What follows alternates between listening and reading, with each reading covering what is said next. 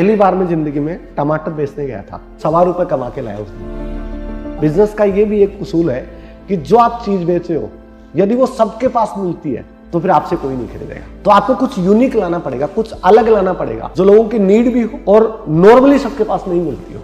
Sales की job ने आपको ऐसा क्या सिखाया? सबसे पहले टाइम मैनेजमेंट। सेल्स का एक प्रिंसिपल है कि जब बैठो तब क्लोज करके उठो, चाहे 4 घंटे लग जाए। मैं ये समझता था कि आज मेरी जिंदगी की आखिरी सेल है, पता नहीं शाम को मुझे ऊपर वाला सेल करने का मौका दे या नहीं दे, इस आदमी को मुझे बेच के आना है। तो बोले सुमेर जी फोन नहीं उठा रहे। मैं भी अंदाजा लग गया कि फोन नहीं उठा रहे, तो नहीं हुआ शायद। भाई इसमें क्या कर सकता है इंसान, मेहनत तो की थी ना पूरी।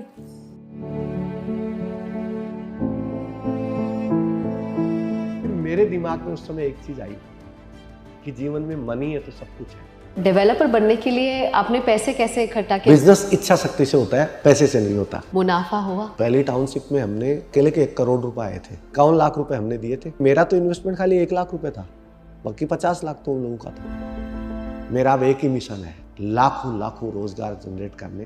रोज का टर्नओवर 3 करोड़ है और घर लोन पे है। मेरे पास खुद की ओन कोई संपत्ति नहीं है। 2008 में मैं एक पंडित जी के पास गया, तो उन्होंने कहा, सैनी जी आप तो बहुत पजल्ट आदमी हो, हमेशा दुखी रहते हो, आपके पास जिंदगी में कभी पैसा होगा ही नहीं, और होगा तो जितना होगा उससे ज्यादा कर्जा होगा। और 2018 तक मैंने इतनी मेहनत की कि हाथों की रेखाएं चेंज हो गई।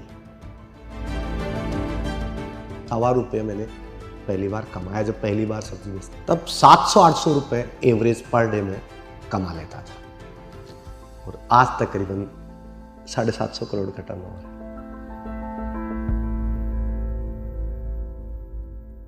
सुमेर सिंह सैनी राजस्थान के एक छोटे से गांव किशोरपुरा से हैं।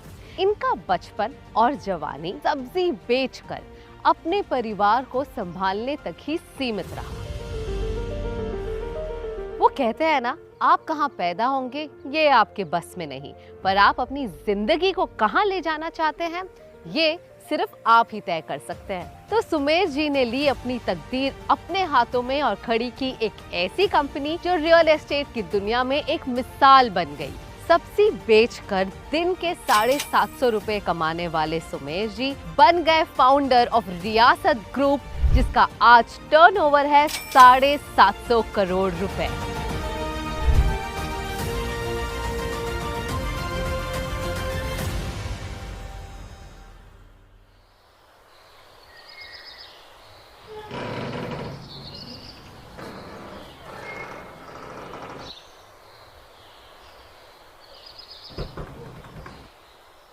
आइए मैडम, वेलकम। नमस्ते। नमस्ते सुमेर जी, नमस्ते, संगीता आइए। जी, आपसे मिलने के लिए बहुत ही उत्सुक थी। आपकी जो कहानी पढ़ी उससे ये पता चला कि असली इंस्पिरेशन सिर्फ बड़े शहरों में नहीं, छोटे शहरों में भी है। और बहुत ही खूबसूरत घर है आपका।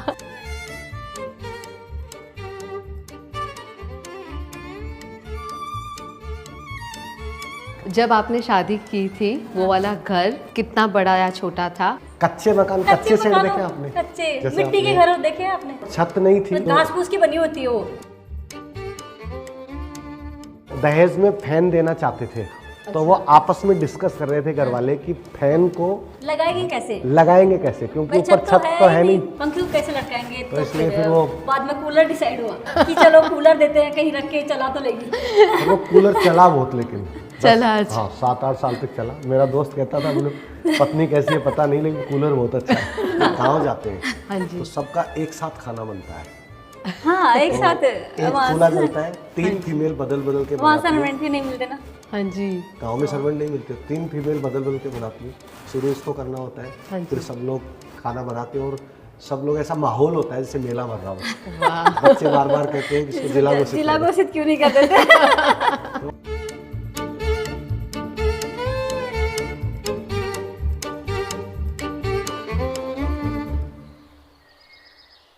मेरा गांव किशोरपुरा है, जो झुंझुनू जिले में है, छोटा सा गांव है। और हम लोग एक ढाणी में रहते हैं, मतलब गांव में भी नहीं, गांव से दूर खेतों में, जहाँ कुछ किसान लोग रहते हैं। तो मैं किसान फैमिली से हूँ। बचपन की तो जैसे पूरी तरह से गांव में अर्थव्यवस्था में संसाधन तो होते ही नहीं थे।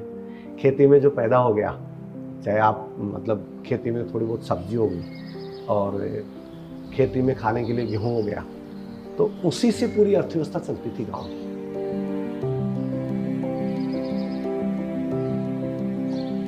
मतलब आप ये समझे कि हमें पैसा देखने को ही नसीब नहीं होता था। 10 पैसे 20 पैसे चलते थे उस समय, वो बहुत बड़ी बात होती थी किसी की जेब में 10-20 पैसे हो। और मुझे याद है कि जब मैं पढ़ता था तो जो यूनिफॉर्म होती थी, मतलब हमारी एक ड्रेस होती थी जो स्कूल खुलती थी जुलाई में, तब सिला के देते थे, एक खाकी नेकर और एक शर्ट। वही तो हम शादी में पहन के जाते थे, वही रिश्तेदारी में पहन के जाते थे, और वही 1 साल तक मतलब उसको पहनते थे। पैसे के अभाव में ना कभी साबुन आती थी, ना कभी सब्जी आती थी। ननिहाल गया था मैं 5वीं पास करने के बाद, तो मैं नंगे पैर गया था ननिहाल, मतलब कम से कम 40 किलोमीटर दूर। और वहां मेरे मामा जी ने मुझे स्लीपर मतलब चप्पल दिलाई थी।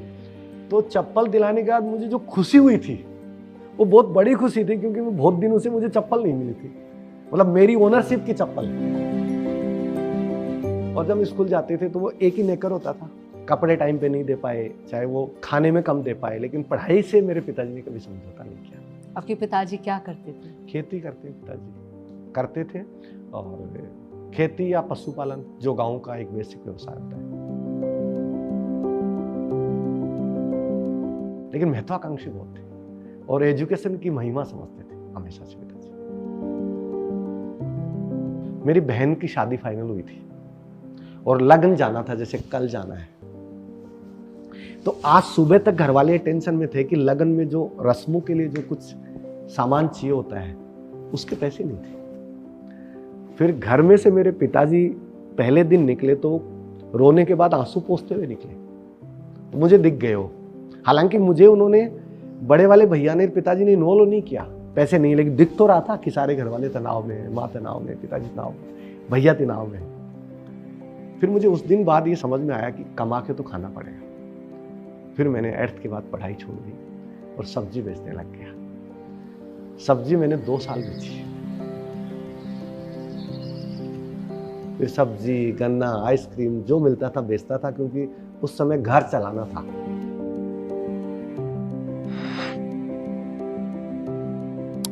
तो कुछ भी जो बेचने के लिए मिलता था, लेकिन मैंने वहां बेचना सीखा। सब्जी में 2-3 चीजें होती हैं। एक तो क्या है कि सब्जी को सेम डे बेचना जरूरी होता है। सेम डे नहीं बेचो तो जैसे शाम तक वो आपको बेच देगी, मतलब वो खराब हो जाएगी।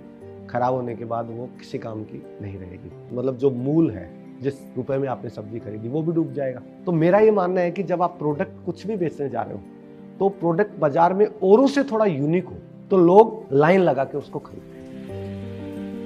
पर सब्जी में कैसे यूनिक हो सकता है? सब्जी तो सब बेचते होंगे। नहीं, जैसे नॉर्मली क्या होता है कि सब्जी लोग शाम को तोड़ते हैं, दूसरे किसान तोड़ते थे, शाम को तोड़ते थे, फिर वो सुबह लेके आते थे, और फिर वो दूसरे या तीसरे दिन तक मतलब उस व्यक्ति तक पहुंचती थी ओरिजिनली जो ले रहा है, मतलब चोमू से ले जाने वाली। और मैं सेम डे सुबह टूटी हुई सब्जी 4 बजे देता था, तो वो ताजा रहती थी। उस समय फ्रीज तो होते नहीं थे, तो ताजा रहती थी, इसलिए ताजा सब्जी के चक्कर में भीड़ लगी रहती थी। और मैं वो सब्जी ले जाता था जो आसपास में उसकी अवेलेबिलिटी और किसी के पास नहीं थी। बिजनेस का ये भी एक उसूल है कि जो आप चीज बेच रहे हो, यदि वो सबके पास मिलती है तो फिर आपसे कोई नहीं खरीदेगा। तो आपको कुछ यूनिक लाना पड़ेगा, कुछ अलग लाना पड़ेगा, जो लोगों की नीड भी हो और नॉर्मली सबके पास नहीं मिलती हो।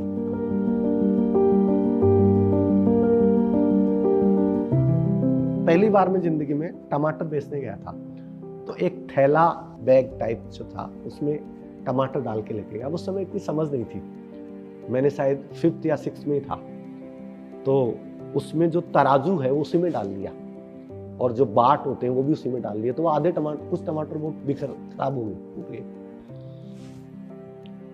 तो जो बचे हुए टमाटर बेचे, फिर वो फूटे हुए टमाटर थोड़े सस्ते बेचे, और लास्ट में 1.25 रुपये कमा के लाया उसने। तो मुझे याद है मैंने जीवन में सब्जी में पहली बार 1.25 रुपया कमाया। मैं मेरी कमाई सुबह डिसाइड करता था कि आज मुझे कितना कमाना है, जैसे 500, 700, 800, 1000, 1500 एक दिन में।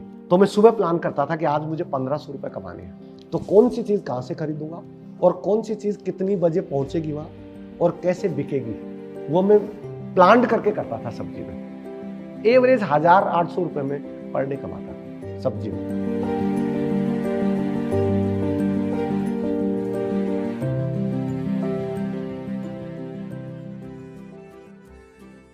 शादी मेरी 99 जनवरी में हुई। शादी के बाद तो सब जगह काम छोड़ ही दिया ना। मेरी वाइफ जब पहली बार गई, इसको ये पता था कि इनकी कोई दुकान है वहाँ झुंझुनू में, तो ये गई और वहाँ देखा तो मैं किसी सड़क के किनारे कुछ तरबूज रख रखे हैं और वहाँ बैठा हूँ और वहाँ बेच रहा हूँ। बस मेरा ये शुरू से था कि मेरा रिश्ता थोड़ी दूर हो तो मैं बस में ज़्यादा देर वो ट्रेवल करूं। शादी हुई तब तो सब्जी का करते थे ना, तो मुझे तो विश्वास नहीं होता था। सब ऐसे बोलते थे गांव में कि भाई उनके कच्चे मकान हैं, वो हैं, सब्जी बेचते हैं। मैंने कहा सब्जी बेचते होंगे तो बड़ी दुकान होगी, जैसे प्रॉपर दुकान होती है भाई, पक्की दुकान, उसमें बैठ के बेचते होंगे, ऐसा लग रहा था। तो फिर मैंने कहा ठीक है। फिर घर देखा तो घर का भी ऐसा लगता है। मैंने कहा किसके होते हैं कच्चे मकान, तो होते ही नहीं। सब बोल रहे थे, मम्मी पापा सब बोल रहे थे कि भाई घर कच्चे ही, लेकिन मुझे विश्वास ही नहीं हो रहा था। मुझे तो वहाँ जाके ही पता चला कि ऐसा भी है। 2 साल के बाद वाकया क्या होता है, मेरे बड़े वाले भैया सरकारी जॉब लग जाते हैं। सरकारी जॉब लगने के बाद मुझे ऐसा लगता है अब मैं भी जॉब लग सकता हूँ, तो मुझे वापस पढ़ना चाहिए। तो हमारी जनवरी में शादी हुई थी, तो ये मई जून में जयपुर आ गए थे पढ़ने के लिए। और ऐसा लग रहा था कि चलो कुछ बन के आएंगे। इधर जेठ जी भी बने हुए हैं, इधर देवर जी भी बने हुए हैं, तो अपन ही एक ऐसे हैं कि जो बेरोजगार हैं, तो ये भी कुछ बन जाएं तो अच्छा लगता है ना। उसके बाद मेरे पिताजी ने मुझे जयपुर भेज ही दिया। मैं जयपुर पहली बार आया था तो खाली 5,000 रुपए लाया था, वो भी ब्याज पे। पढ़ता रहा, कहां से पैसा आया, कौन देवदूत आया, लेकिन पढ़ता रहा। पढ़ाई डिस्टर्ब नहीं था, मेरी स्पीड बहुत कम थी। आप रेगुलर कॉलेज में जाते हो तो आपको लिखने की आदत पड़ जाती है। हाँ जी। और आप कॉलेज में नहीं जाते हो तो आपको लिखने की आदत नहीं पड़ती है। मैं तो प्राइवेट था तो लिखने की आदत थी नहीं, तो तैयारी तो कर ली, सब कुछ रट लिया, बट लिखने की बारी आई तो मेरा कोई भी पेपर पूरा नहीं हुआ। मैं 60% पेपर ही पूरा हुआ, इसलिए मैं RS में सिलेक्शन नहीं हुआ। और नहीं हुआ तो बहुत टूट गया था उस समय। मुझे ऐसा लगता है कि मैं 20-25% पागल हो गया था उस समय। मेरी इनसे बात नहीं थी, रिजल्ट आया था। इनके दोस्त का फोन आया था घर पे कि भाई ऐसे ऐसे रिजल्ट आ गया RS का। तो मैंने कहा, तो बोले सुमेर जी फ़ोन नहीं उठा रहे। तो फिर हमें भी अंदाज़ा लग गया कि फ़ोन नहीं उठा रहे, तो नहीं हुआ शायद। तो फिर रात के 10-11 बज रहे थे। फिर मैंने माँ पिताजी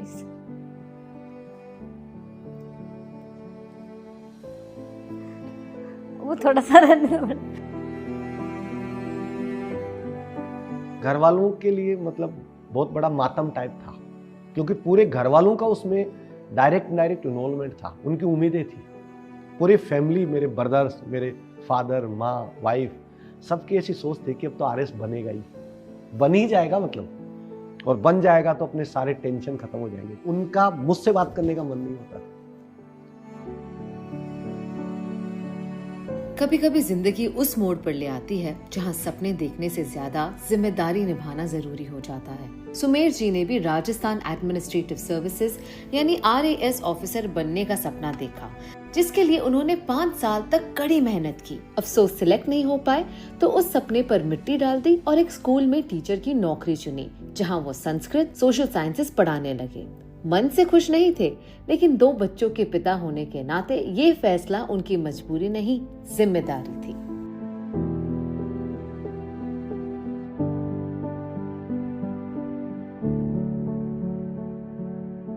किसी को मेरे टीचर में इंटरेस्ट नहीं था, ना मुझे था ना मेरी फैमिली को था, लेकिन पब्लिक को था।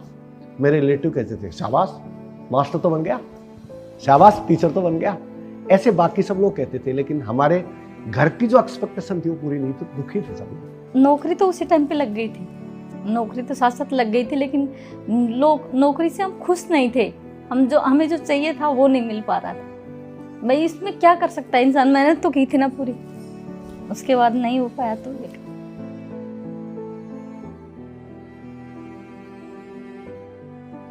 कर्जे की मजबूरी में सुमेर जी ने अपने हेडमास्टर से 10,000 रुपए उधार मांगे। पैसे तो नहीं मिले, लेकिन बात पूरे स्कूल में फैल गई और इस बात ने सुमेर जी को अंदर तक चोट पहुंचाई। तो सब लोग मुझे टेढ़ी नजरों से देखने लग गए। रिजेक्टेड पर्सन होता है ना, वैसे देखने लग गए सारे लोग। फिर मेरे दिमाग में उस समय एक चीज आई कि जीवन में मनी है तो सब कुछ है। केवल टीचर के नाम से आपकी इज्जत नहीं होगी, सरकारी नौकरी के नाम से इज्जत नहीं होगी। जहाँ पैसा चाहिए वहाँ पैसा ही चाहिए। फिर मैं छोड़ के आ गया। बहुत फर्क पड़ता है, लोग क्या कहेंगे इससे? बहुत फर्क पड़ता है। आप जब ये आपको फर्क पड़ता है जब आप मिडिल क्लास या लोअर क्लास में हो। आज मुझे कितने लोग क्या कहते हैं इतना फर्क नहीं पड़ता जितना उस समय पड़ता था। स्पेशली आप जहाँ काम कर रहे हो, जहाँ आपका पूरा डे टाइम स्पेंड होता है, वहां यदि आपकी तौहीन हो जाती है तो आपका काम करने का मन ही नहीं करता। जब छोड़ा था मैंने ये नहीं बोला कि आपसे पैसे मांगे तौहीन हो गई इसलिए नहीं। मैंने उनको ये बोला मैं पैसा कमाने जा रहा हूँ। तो उन्होंने कहा मास्टर की नौकरी से ज्यादा पैसा कहाँ मिलेगा? मैंने कहा 6,620 रुपये मिलते थे हमें कट के वहाँ। मैंने कहा मैं मास्टर की नौकरी से तो ज्यादा कमाऊंगा, ये तो मेरा कॉन्फिडेंस है। भाई वगैरह सब अलग अलग रहने लग गए। मेरे से कोई जयपुर नहीं मिलना आना चाहता था, कोई रिश्तेदार मिलने आना नहीं चाहता था, कोई दोस्त मिलने नहीं आना चाहता था। अकेले से हो गए। लेकिन ये ज़्यादा अच्छा क्या हो गया कि मेरे पास अब आगे बढ़ने के अलावा कोई विकल्प नहीं था। सबने छोड़ दिया तो फिर आपको ग्रोथ ही करनी है, काम ही करना है। जिम्मेदारियां थी, पैसे कमाने का जुनून था और रास्ता मिला सेल्स और मार्केटिंग की एक नौकरी का, जहां ऑप्शन कोई था ही नहीं। वहां सक्सीड करना एक लौती चॉइस थी। जॉब के पहले ही दिन सुमेर जी ने 3 इंश्योरेंस पॉलिसीज बेची और अपना पहला कमीशन कमाया। पूरे महीने में 6,000 कमाने वाले एक ही दिन में आपने 3,000 कमा लिया था। हाँ। उस वक्त। तो गांव के लड़के में शहर में आकर इतना कॉन्फिडेंस कैसे आया? जरूरत की वजह से। मुझे एक चीज समझ में आ गई, अब मेरा कर्जा उतारना है और मुझे पैसा कमाना है। तो सामने वाला ले या नहीं ले, मुझे तो उसको देना है, तब पैसा बनेगा। सेल्स की जॉब ने आपको ऐसा क्या सिखाया जो आज भी काम आता है? सबसे पहले टाइम मैनेजमेंट। आप किसी से मिलने जा रहे हैं, मतलब 5 मिनट लेट है, तो अब आप लास्ट तक आप ये सोच रहे हो कि मुझे इसको जस्टिफिकेशन देना है इनको कि मैं 5 मिनट लेट क्यों हुआ। मैं हमेशा क्या करता था सेल्स में, पहले दिन आया लेकिन तो तब से लेके आज तक मैं टाइम बाउंडेड हूँ। आपको मैं 9 बजे का टाइम दूं तो 8:45 बजे उस गली के आसपास में पहुंच जाऊंगा। चाय की दुकान या किसी भी दुकान पे जाके खड़ा हो जाऊंगा, लेकिन 15 मिनट पहले पहुंच जाऊंगा। और 15 मिनट तक मैं अपने आप से रिहर्सल कर लूंगा कि मुझे इनको कैसे सेल करके आना है। क्योंकि मैं जिस आदमी के साथ बैठता था, मैं ये समझता था कि आज मेरी जिंदगी की आखिरी सेल है, पता नहीं शाम को मुझे ऊपर वाला सेल करने का मौका दे या नहीं दे, इस आदमी को मुझे बेच के आना है। तो इसलिए सेल्स का एक प्रिंसिपल है कि जब बैठो तब क्लोज करके उठो, चाहे 4 घंटे लग जाए। सेल्स में पेशेंस सबसे जरूरी चीज है। टाइम, पेशेंस, हार्ड वर्किंग मैंने वहां से सीखा। पर्सनालिटी के साथ बातचीत करना वहां से सीखा। पोस्चर के साथ, ड्रेस कोड वहां से सीखा। ये सारी चीजें सेल्स में जरूरी है। आपकी इंटेलिजेंस और व्यक्तित्व है तो बाद में सामने आता है। फर्स्ट इंप्रेशन आपके ड्रेस कोड का होता है। तो जैसे आप सामने वाले के साथ बैठते हो, आपका ड्रेस कोड परफेक्ट है, तो सामने वाला आपको सुनने के लिए तैयार हो जाता है। लगातार 4 साल सेल्स की नौकरी करने के बाद एक दिन अचानक वो कंपनी बंद हो गई। सुमेर जी और उनके साथी जो ठीक ठाक जिंदगी जीने लगे थे, उनकी आमदनी रुक गई, लेकिन EMI और कर्जा चलता रहा। और फिर सुमेर जी ने रियल एस्टेट की दुनिया में कदम रखा। रियल एस्टेट का चुनाव किया। रियल एस्टेट में ऐसा है कि बड़ा प्रोडक्ट है, थोड़ा सा कमीशन मिले। मान लो 50 लाख की इकाई है, 20 लाख की इकाई, 1% मिले तो 20,000 होता है। और दूसरा आपका 20,000 का प्रोडक्ट है, उसमें 5% ही मिले, इसलिए कम कमीशन होगा भी तो ज्यादा जनरेट होगा। और मेहनत उतनी करनी पड़ती है सेल्स के लिए। मैं सेल्स के दौरान ये सीख गया था कि घर में किसी को मोबाइल चाहिए, किसी को टीवी चाहिए, तो एक प्लॉट भी चाहिए। तो वो प्लॉट अपन सेल करें, मेहनत उतनी, इनकम ज्यादा आएगी। डेवलपर बनने के लिए आपने पैसे कैसे इकट्ठा किए? बिकॉज इन्वेस्टमेंट चाहिए शुरू करने के लिए बिजनेस। बिजनेस इच्छा शक्ति से होता है, पैसे से नहीं होता। आप दुनिया में कोई भी बिजनेस करना चाहते हैं, चाहे रियल एस्टेट करें चाहे कुछ भी करें, जरूरी नहीं है पैसा चाहिए। आपके पास एक सिंगल रुपया नहीं है तो भी बिजनेस कर सकते हैं। ये कैसे? मैंने कैसे किया मैं बताता हूँ। 2 दोस्तों को लिया जिनके पास पैसे थे। मेरे पास थीम थी, मेरे पास कॉन्फिडेंस था, मेरे पास पूरा बिजनेस प्लान था।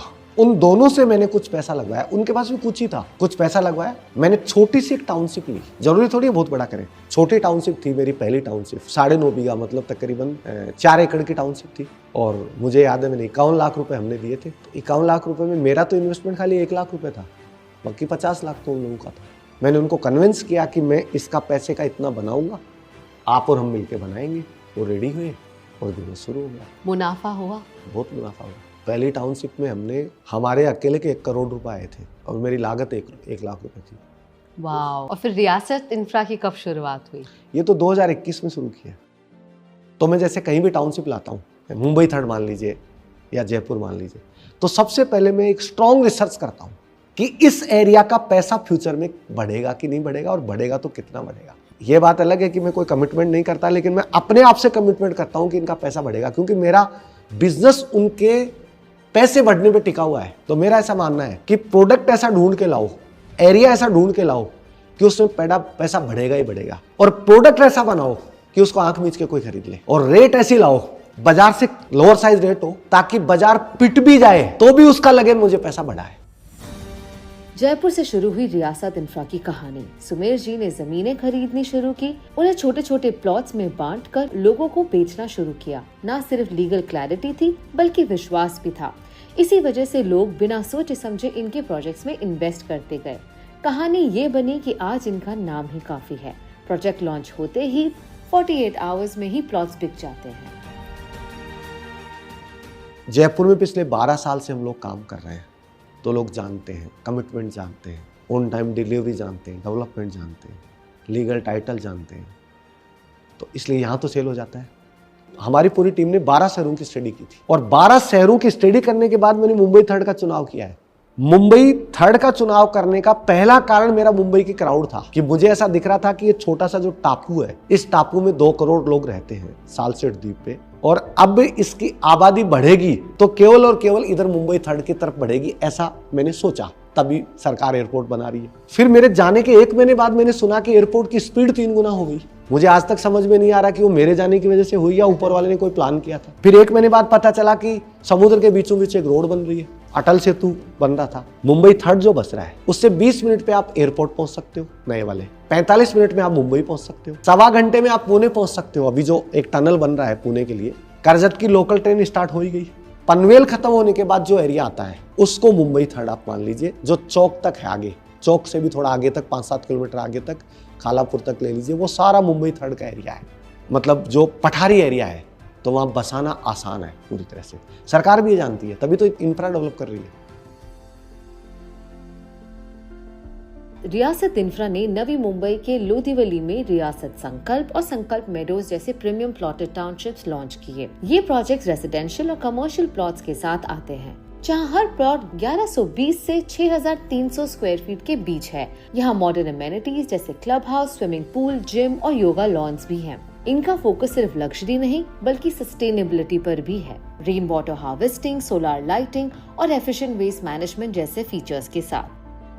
आज सुमेर जी के पास सिर्फ एक ऑफिस नहीं बल्कि जयपुर के बीचों बीच एक 6 स्टोरी का स्टनिंग हेडक्वार्टर है, जिसमें 1000 से भी ज्यादा लोग हर दिन काम करते हैं, सपने बुनते हैं और नए स्ट्रेस के सॉल्यूशंस ढूंढते हैं। कभी उतार, कभी चढ़ाव और कभी थकान भी, लेकिन सुमेर जी उन सब से कभी हार नहीं मानते। पर डे मुझे ये प्रूव करना होता है कि मैं इस ऑर्गेनाइजेशन का मैनेजिंग डायरेक्टर हूँ। पर डे मेरी एग्जाम होती है, लेकिन वो हैबिट का पार्ट है। मैं जैसे कोई भी चीज़ आती है तो उसको न्याय और नीति से एथिकली क्लोज करने में विश्वास रखता हूँ। जैसे किसी ने गलती की उसको पनिशमेंट मिलेगा ही मिलेगा, जिसने गलती नहीं की उसको प्रोटेक्ट करना है, और अपने एथिक्स और बिजनेस के उसूल और रूल्स के साथ कोई समझौता नहीं करना है। कितना ही लॉस हो, कितना ही फायदा हो, कोई समझौता नहीं करना है।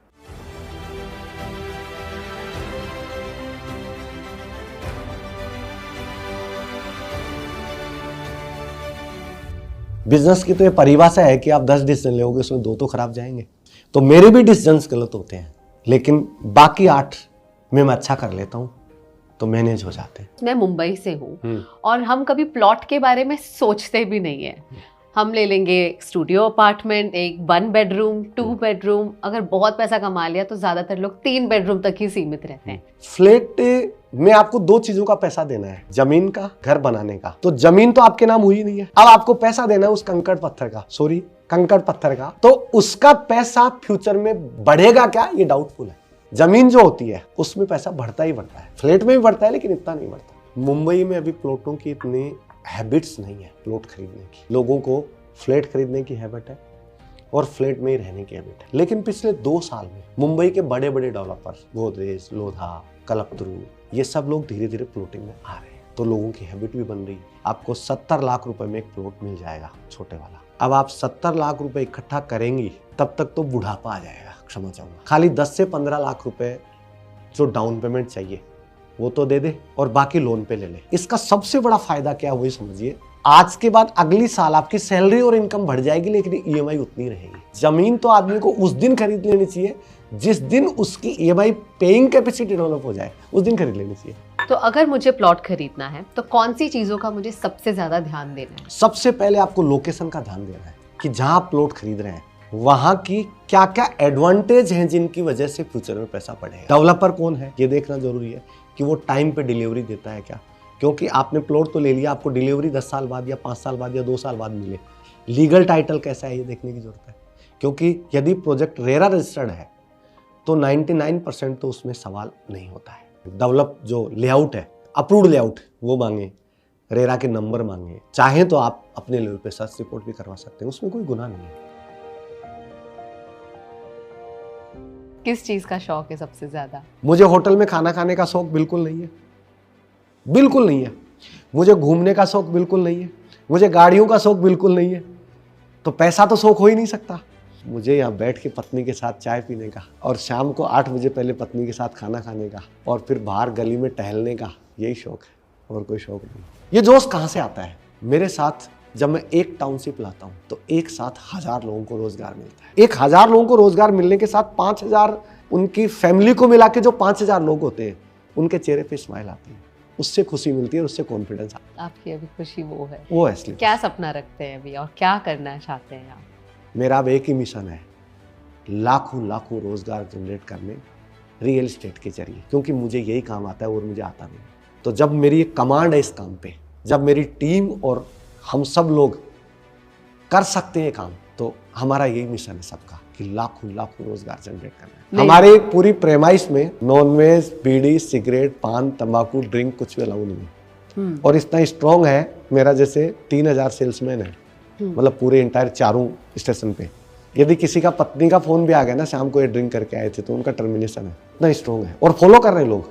क्या आप मानते हैं कि आपकी सफलता का कारण है कि ये भी हो सकता है कि कोई डिस्ट्रैक्शंस नहीं थी आपकी लाइफ में? मुझे लगता है जब डिस्ट्रैक्शन होते हैं तो आदमी का ध्यान डाइवर्ट होता है। मेरा ऐसा मानना है कि एक आदमी पूरे दिन काम करता है और शाम को 7 बजे वो तनाव में है और एक पैक लेके सो गया, तो उसने पूरे दिन में आने वाली समस्याओं का विजुअलाइजेशन तो किया ही नहीं, उसने उसका सोल्यूशन तो ढूंढा ही नहीं, फिर वो आगे कैसे बढ़ सकता है? ये घर है ना, ये घर ये लोन पे है और दिल्ली का टर्नओवर है मेरा 3 करोड़ है और घर लोन पे है। मेरे पास खुद की ओन कोई संपत्ति नहीं है, जो है उससे डेली नया रोजगार जनरेट करता हूँ, क्योंकि मिशन एक ही है, रोजगार जनरेट करना, और कुछ शौक है ही नहीं। चाहे आज सुमेर जी जयपुर की सबसे बड़ी कंपनीज के मालिक क्यों ना हो, लेकिन उनके जीवन में, उनके रहने सहने में आज भी वही सादगी है। आज भी अपने परिवार के साथ नीचे बैठकर राजस्थानी घर का खाना खाने में उन्हें असली संतुष्टि मिलती है।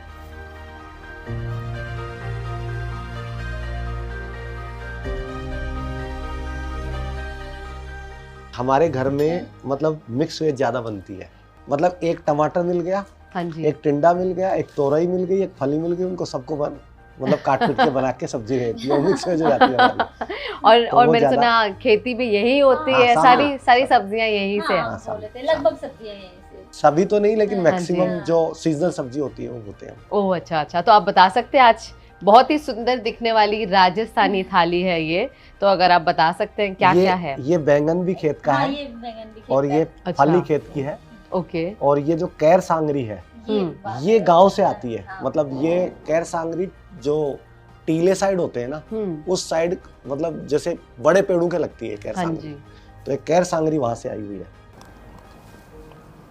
कैरी की सब्जी बहुत अच्छी है। तो ये छाछ अलग है? छाछ अलग दो है, अलग-अलग है। राबड़ी अलग है। आप देख ये राबड़ी है, छाछ है, इसमें थोड़ा नशा टाइप होता है। और वो छाछ है।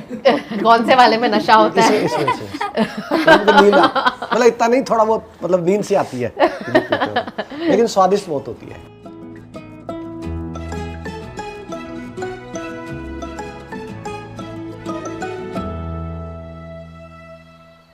क्या लगता है आपको, किसी की भी सक्सेस के लिए उसकी किस्मत का साथ देना या ऊपर वाले का हाथ कितना जरूरी है मेहनत के साथ?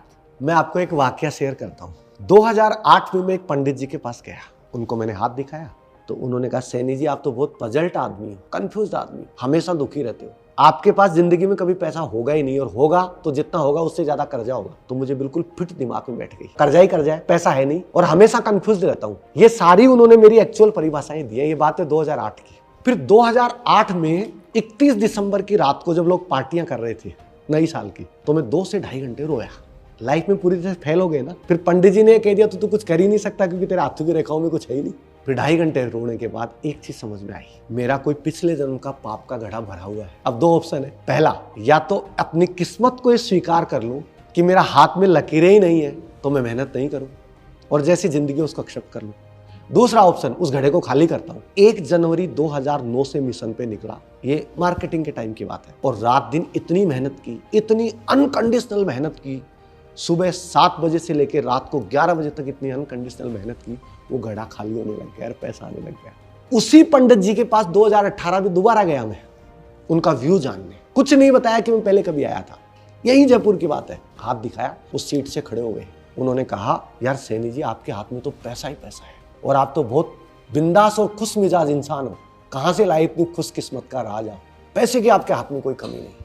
क्या वो पंडित जी पहले गलत थे या बाद में गलत थे? मेरा ऐसा मानना है, ना पहले गलत थे ना बाद में गलत थे, वो दोनों टाइम सही थे। क्योंकि 2008 में मेरे हाथों की रेखाओं में पैसा नहीं था और 2018 तक मैंने इतनी मेहनत की कि हाथों की रेखाएं चेंज हो गई। ऊपर वाला आपकी एग्जामिनेशन लेता है और यदि आपको सक्सेस नहीं मिली तो फिर आप देख लो एग्जाम थोड़ी बाकी